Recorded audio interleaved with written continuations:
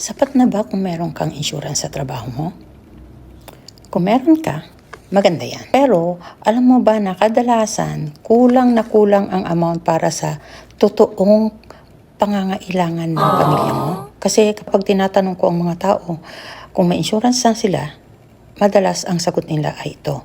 Meron na po ako sa employer ko. At maganda yun, di ba? Magandang benefit yun. Pero may isang bagay na dapat nating maintindihan. Sa maraming employer-sponsored plans po, number 1, ang coverage amount ay kadalasan limitado. Minsan, 1 or 2 times lang ng annual salary mo. Ngayon, isipin natin ito. Kung may mangyayari sa'yo, sapat na ba ang amount na yon? Yung 1 taon na sweldo mo o 2 taon na sweldo mo?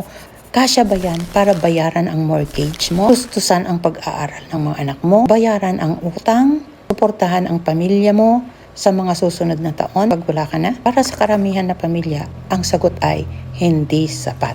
Diba? Number 2, kapag nawala ang trabaho mo, let's say, nag-resign ka or natanggal ka, wawala na rin yung coverage na yon. Kasi insured ka lang habang nandun ka pa sa work na yon. Pangatlo, paano pag nag-retire ka na? Hindi wala ka ng insurance. Kasi hindi ka na nagtatrabaho doon sa employer na yon, di ba? At kung doon ka palang kukuha ng insurance mo, nakukuruti. Sobrang mahal na yan. 65 ka na. Kaya hindi masamang magkaroon ng employer insurance. Sa katunayan, malaking tulong ito. Pero mahalagang tingnan natin na ito ay bilang foundation lamang. Hindi ito ang buong plano para sa pamilya mo. Kasi ang goal natin ay hindi lang magkaroon ng insurance, kundi magkaroon ng sapat na insurance para sa pamilya natin. Kung may tanong ka tungkol dito, message mo lang ako or mag-comment ka lang dyan sa baba and I will be happy to help you. Kapalisi, kung sa tingin mo ay importante ito, pakishare naman itong video na to para mas marami pang makakaalam tungkol dito. Diba?